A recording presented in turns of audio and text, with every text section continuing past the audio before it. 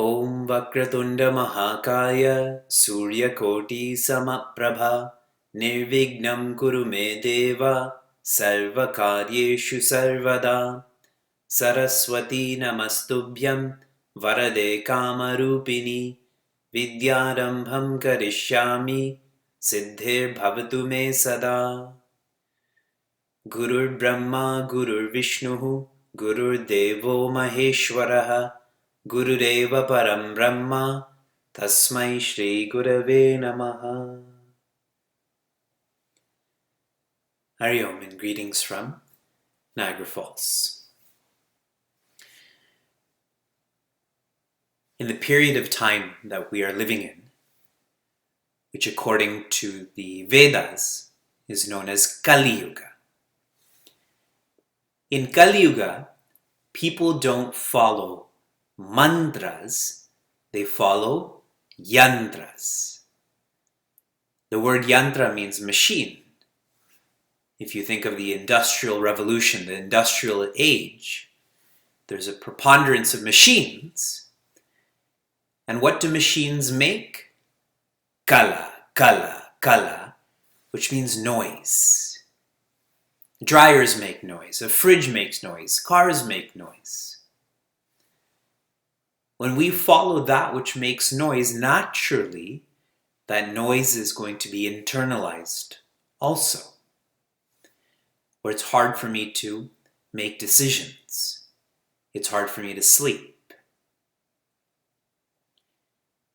Our Smriti hour, our Yatri Satsang, is a reminder to focus on what is important.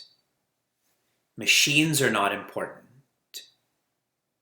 Reflection is important. Not yantras, but mantras. And every one of us who has been on a yatra, we have tuned in, we've synced in to what is important. When we've traveled together, we weren't lost in social media or how we looked. The sole focus was the Guru Shishya Parampara, whose sole focus is Bhagwan. So we remember those days. We have to keep remembering those days. And this is no different than Raja Parikshita asking Rishi Shuka in Srimad Bhagavatam, what should a dying man do? And this is not a specific question, this is a very universal question. He's a man, so he's saying, what should a dying man do? But really the question is, what is most important? Because whether you're a man or a woman or any combination of that, every one of us is dying. As soon as we were born, we started dying, no? So this question is, what should I be focusing on while I'm living? We are born as jivas, and if we journey, if we travel, if we immerse ourselves in this yatra well, we will die as Brahman. And we will die as Brahman anyways, but we have to know that, to benefit by that, to be free. In Manah Shodanam, Puji Guruji Swami Tejomayananda, in Shloka 17, is describing how when what we want comes into our lives, we smile. When what we don't want comes into our lives, we frown. And there's this endless game of smiling and frowning. Have you ever thought about an article's relationship with you? We always think about our relationship with an article. Your sofa, your phone, your clothes. Is your sofa attached to you? Your phone, your clothes. It's a really one-sided relationship, no? All of us, suppose I took you for granted, and from you I only asked and asked and asked and never gave you anything, you would feel this is a one-sided relationship. You would complain, you would criticize, you'd cry, and then you'd leave. Don't we do that with articles? You should think about their perspective, that they're independent. They're independent of us, we should be independent of them. In Shloka 18, Swami Tejramananda is saying, this predicament we're facing is not new, of attachment, of jealousy, of sadness. There's so many personalities in our history who have experienced this, whether it's Rukmini Devi or Prince Arjuna, and so on. In Shloka 18, Guruji's trying to bring to our attention that we are fortunate that we have history. History where there were people who were incomplete who learned to be complete. And we should learn from the same history. And this teaching continues in Shlokas 19, 20, and so on. We're now on Shloka 19. 19 and 20 are very practical and very deep shlokas. As we chant this, as we think about this, naturally think about yourself. Internalize all of this. Asankalpa jayet kamam. Asankalpa jayet kamam. Krodham kama vivarjanat. Krodham kama vivarjanat. Arthanartekshaya lobham. Arthanartekshaya lobham. Bhayam tattvavamarsanat. Bhayam tattvavamarsanat. How does one win over kama, desire? And we all know that from kama comes so many other vices, like krodha and lobha. So what are we supposed to do? Jayet, one wins over kama through asankalpa. Sankalpa means to think. Asankalpa means not to think. But you have to take this more deeply because we're thinking right now. The way to get over desire is don't pay attention to anything. Definitely not now. This asankalpa means not to entertain, to indulge, to brood. Okay. Let's think about this at a high level and then get into the detail about desire specifically. One of the questions from our Upadesha Sara course, and almost all of you are in this course, I asked all of you, how do you experience articles, beings, and circumstances? And we tend to react by saying through the body. I eat cheesecake with my mouth. I see a movie with my eyes. But that's not true. My mouth doesn't know what cheesecake is and not, and my eyes don't know if this is from Netflix or Hulu or it's on a IPTV. It is the mind that is experiencing articles, beings, and circumstances. And what does the mind do? How is the mind formed? Thoughts.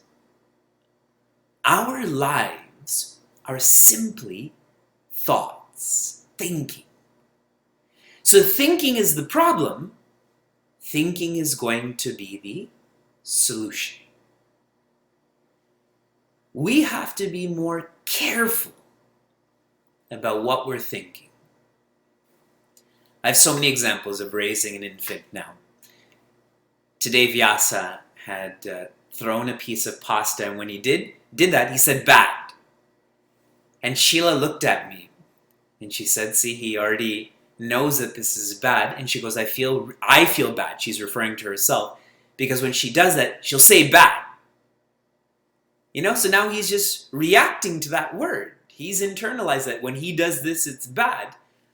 And this is not a parenting class, but it's not, since I brought it up, it's not so healthy, because he doesn't know what good and bad is right now. He's just doing. And that's what he should do as an infant.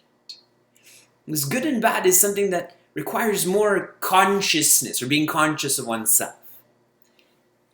My point is that Sheila and I, more so Sheila, has to be careful about the words she's using, because it affects this infant that absorbs all. Now, in our studies, we know every action, every word, every thought leaves an impression, adds to or subtracts from our vasanas. So Guruji's bringing up here, we have to be careful about our thoughts. Since wrong thinking is the problem, right thinking will be the solution. If wrong thinking is what needs to be negated, right thinking is the substitution. So coming back to kama, every desire begins with a light thought. When you want to eat something, when you want to buy something, even if there's someone you don't like, it begins in a light way, but the more you think about that, there's more resentment or more animosity. It always starts light, and the more that I entertain this, indulge this, brood over this, it becomes a desire, and then we can't stop it then. When that light thought comes, try your best not to entertain that thought. It's one of 60,000 other thoughts. Try to not indulge in it. That it's not as real as we make it out to be. Okay? I know if we can all be more vigilant with our thoughts, our entire lives will change, because once I've addressed kama, if that's more regulated, all the other vices become more regulated. Krodha, lobha, etc. This is highlighted anyways. Krodha. How do you win over krodha? Kama vivarjanat. When there is a withdrawal of kama, when kama is deleted, naturally, krodha cannot be there. If I have nothing to gain, then I have nothing to lose. If I have something to gain and there's a potential for loss, I get angry at what's causing that loss, correct? But if I have nothing to gain, no kama, if it comes good, if it doesn't come good, if it doesn't come and you're the reason for it, all fine.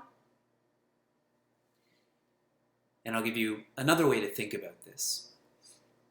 When you tell someone to do something, you tell them they have to fill out this report by this time, or you're at home and you have to take out the recycling, something like that, and your coworker or your family member doesn't do it, do you get angry? Why do you get angry? Think, why do you get angry? You don't get angry because of the report not being completed or the recycling not being taken out, but that person didn't meet your expectations. It is not about the action. It is about the relationship, which is really just my thoughts towards this thought has been formulated in such a way that it's become an expectation that you must abide by. And I feel that if we can keep on magnifying that my anger is simply because someone else didn't meet my expectations, then my right thinking would be, don't have expectations of people. But then we're all going to think, but how do you work then? How do you live in a family? Try. Who said that we have to have expectations? We have to have expectations to live in the world. This text is not about living in the world. It's about being free of the world. Be careful about that. Then, kama, krodha, lobha. Now in the chat room, let's see who can figure this out. The combination of kama, krodha, lobha, or desire, anger, greed, this package is known as, tell me in the chat room. How many of you were not in the Bhagavad Gita course? So all of you, very good. It is the gateways to hell. But those who responded didn't respond too confidently. Their mouths are like this afterwards. These are known as the gates to hell. In movies, we see these gates to hell where there's fire and there's forks and shouts and so on. These gates of hell we're living through all the time. So Lobha is brought out.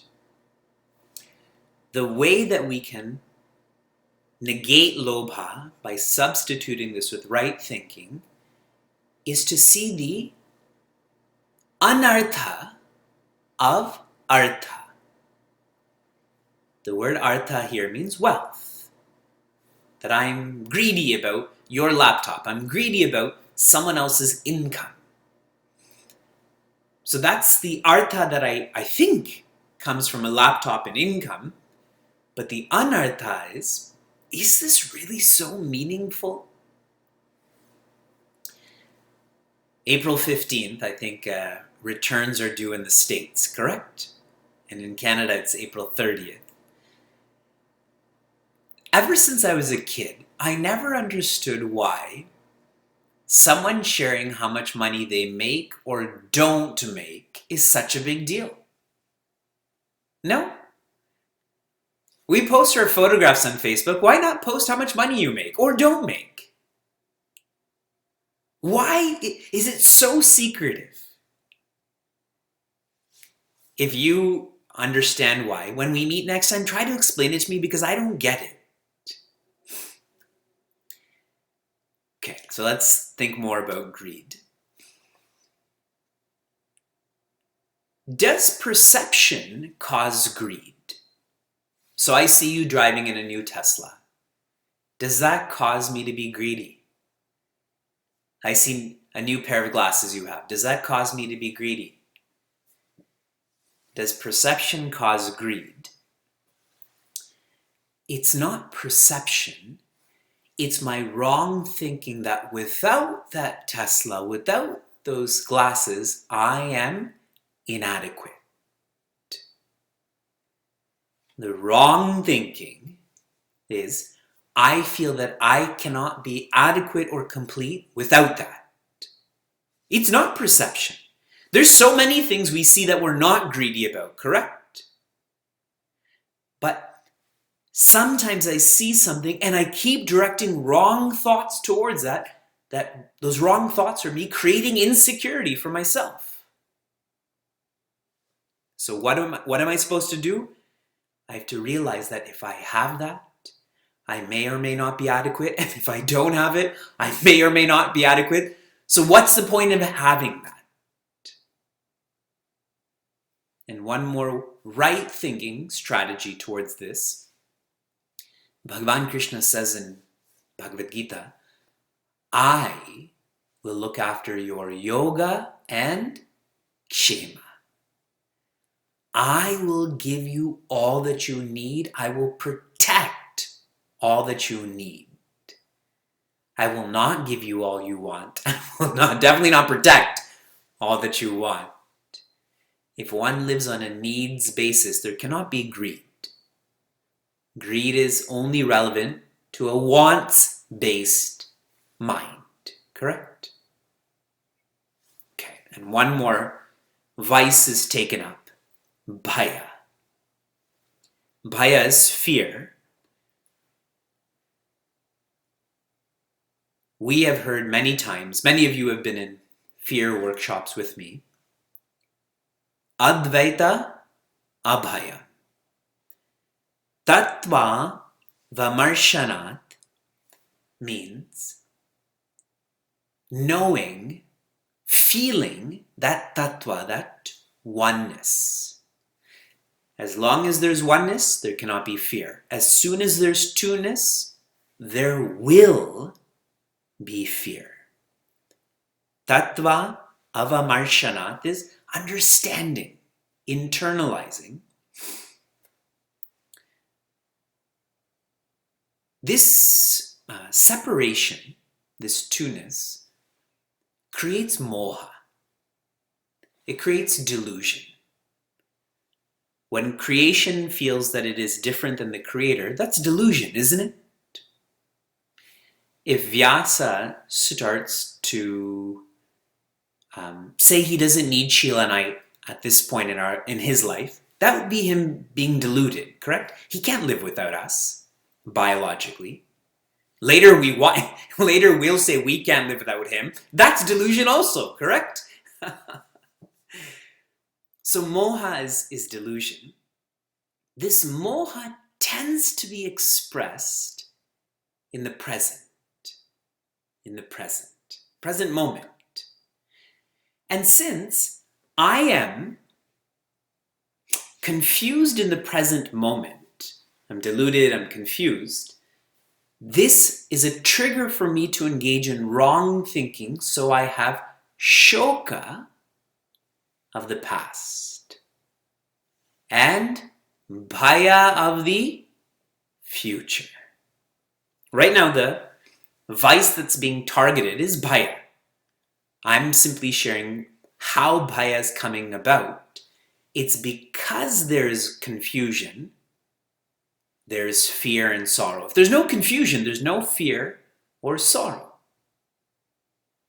And Swami Tejomayananda writes in his commentary, Prince Arjuna, at the end of Bhagavad Gita, Bhagavan Krishna does not say, is your shoka gone? He says, is your moha gone? And I repeated this many times in our studies, where he says, nashta moha. My confusion is gone, so naturally my fear and sorrow will be gone too. Only when we experience oneness will we be free of fear and coming back to the present. We are ever engaged in remembering past pleasures and planning for future pleasures because we think peace is impossible. If you thought peace was impossible, you would experience it in the present. But every time we're in the present, we're remembering or planning. Remembering pleasure, we went on this cruise together, we went on this yatra together. Planning, I can't wait till I see this person and I get that. Because I don't think peace is possible. I don't think oneness is possible. Only when we, at least intellectually, are clear that this is possible, we will start to live in the present. There'll be less moha, so less shoka, that is regrets, and less bhaya, that is anxieties. Good? Let's chant this shloka again. Together. Asankalpa jayet kamam, krodam kama vivarjanat, arthanarte kshaya lobham, bhayam tattva vamarshana. We'll study one more shloka.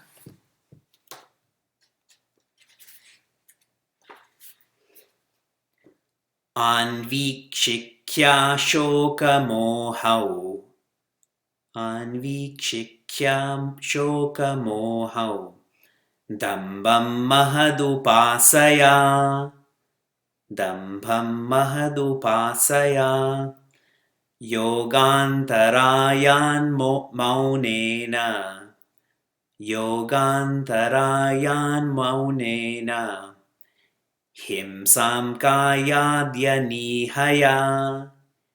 Himsam kayadyanihaya. Same thought flow of, if this is the vice, what virtues to be lived, practiced. Moha causes bhaya and shoka.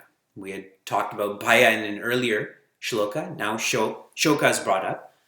Anviksha, which means to see clearly, to see perpetually.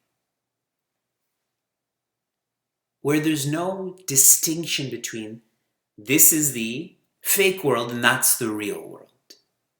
As long as I think this is the fake world and that's the real world, that meaning when I'm no longer in satsang, when I wake up in the morning, etc. If I have this distinction, if I don't feel and see this clearly, then of course there's going to be confusion and fear and sorrow. But once this is clear, this is all gone then. If I can reference Upadesha Sara, when the dreamer sees the waker, what happens? There's just the waker then. There's that mutual exclusivity. Self-knowledge, known as Brahma Vidya, when this is as apparent to us as driving. Every one of you, when you drive, you don't have to think about it. You're in that flow. Some of you should think about it more. But generally, you're just in that flow. This is an extension of your body. Parking spaces and how much to accelerate and brake. That's you. For those who don't drive, then taking public transportation, you just know that the car will come at this time and this is your seat and this person you're going to see. There's so much flow. You don't have to put in effort. That's the way for there to be this elimination of moha. Moha and shoka are both brought up here. Then, dambha. And dambha we had studied in the January community call. We studied dambitvam. What chapter of Bhagavad Gita are we studying in the community call? I don't have expectations of you. Just take a guess. It's 1 to 18, correct? 12. Now you have 13 is you just write all 18 of them. It is 13. We're taking up the 20 virtues from chapter 13, and the first two are amanitvam adambhitvam. Damba means to be pretentious. Damba is to think and speak and act in a way that is not you. It is not you. And so maybe it's not that you think in a different way, but you speak and act in a different way. This has to be negated, so how? The substitution is upasana of mahat. To sit near, to serve those who are wiser, those who are happier. Why they're wiser and happier is because there's integrity there.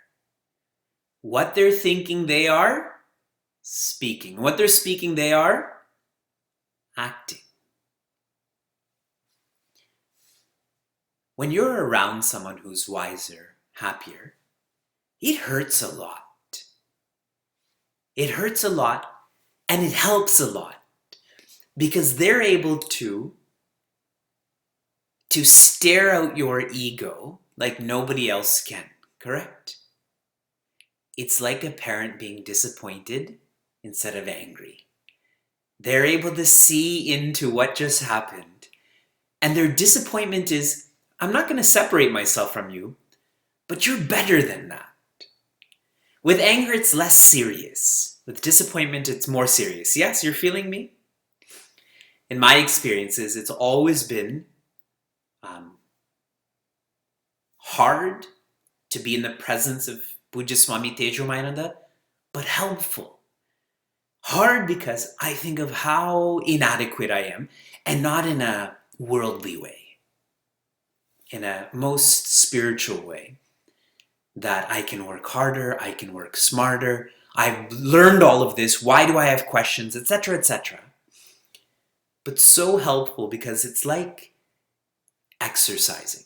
It hurts, but it's helpful. No one else can do that.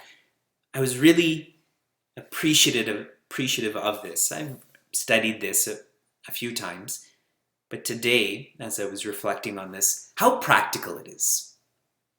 And for every one of us, we are too fortunate. I know that's a very fobby thing to say, too. Too fortunate to have someone in our lives to correct us. When Pujya Swami Srupananda and I were having a discussion, a very intimate discussion, he was sharing how fortunate he is to have Pujya Swami Tejomayananda there to correct him. He said, we're both fortunate, referring to him and to me, that we have someone to correct us. And I feel that an indulgent person would feel the opposite.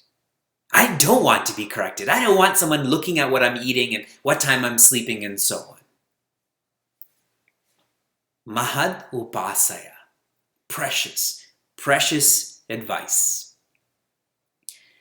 Then, yogantarayan, which essentially means being successful in sadhana. The end of yoga. So what is this to be negated? Why is this to be negated? Sometimes when we go to a mandir, when we go to an ashram, as we're engaged in our relationship with Bhagavan, why are we doing it? Because we're supposed to. Everyone else is doing it.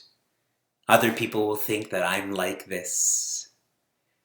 So what is the substitution for such conceit?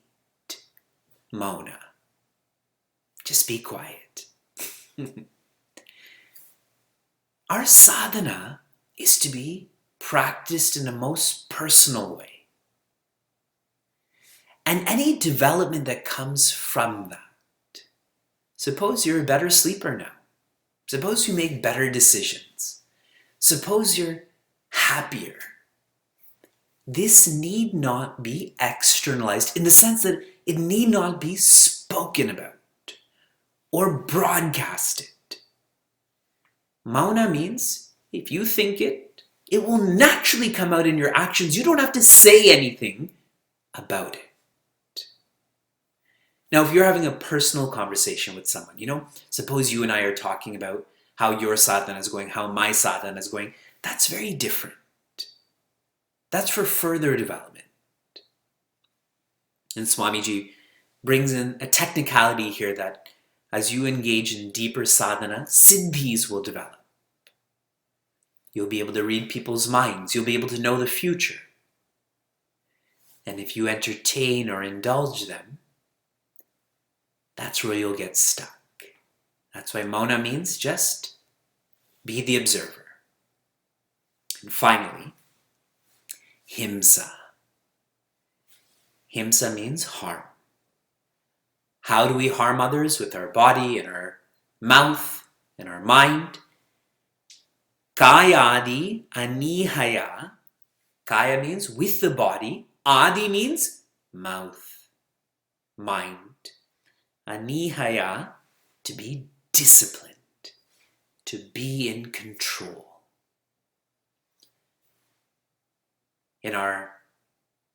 in the happy hour. Our happy hour works and the happy hour. Those both work. This is one of the qualities that we had studied of a santa, is someone who's anihaya, is that they're disciplined, they're directed. When we use our body and our mind, our body and our mouth and our mind well, that means we're very vigilant and aware of our body and mouth and mind, which means we know that other people have a body and mouth and mind, and a sensitivity is created. See, if I'm disrespectful towards my own body, how am I going to be towards your body? Obviously, I'm going to be disrespectful towards you. If I'm careless with my words, I think I'm an idiot, and I'm dumb, and I can't do it, I'm going to say the same things about you. But the more vigilant, the more conscious, the more aware I am of my equipments, I will be the same way towards you. That is ahimsa then. To be in harmony. Not to harm, but to be in harmony with those around you. And the more sensitive you become, you practice this with animals, with plants, with stones. There's a sign, I think it's on the way back from Buffalo, that says every time that you waste an egg, that's 55 gallons of water.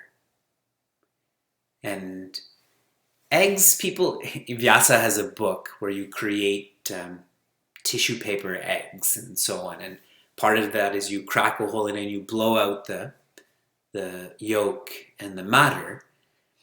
And I was thinking to myself that suppose we created 5 of these. That's 250 gallons of water for this not so important decoration, not so important art activity when he can use recycled paper and stuff like that.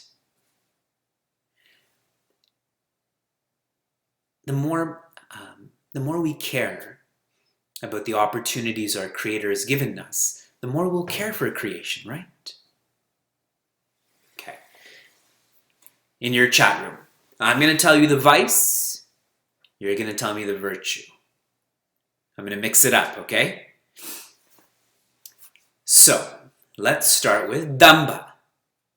If I'm pretentious, I need to negate this. What is the substitute?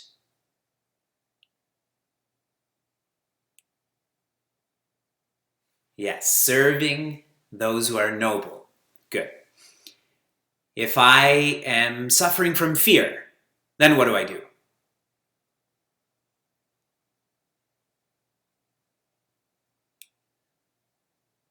Yes, I have to know the truth. Tattva avamarshana.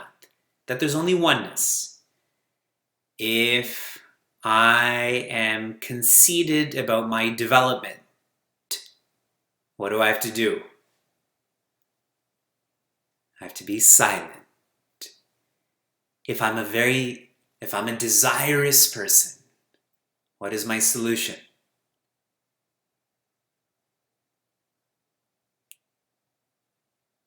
Stop brooding. Yes. 2, not entertain indulged thoughts. So there's 4 so far. I'm greedy. Tell me my cure. It is to realize that whatever I think is valuable is not that valuable. It's not going to give me what I want. And anger? What is the solution to anger? Solution to anger. Yes, to not have desires, because if I have desires, I'm not going to get those desires fulfilled. I will be angry. If there's confusion, if I'm a confused person, what do I do?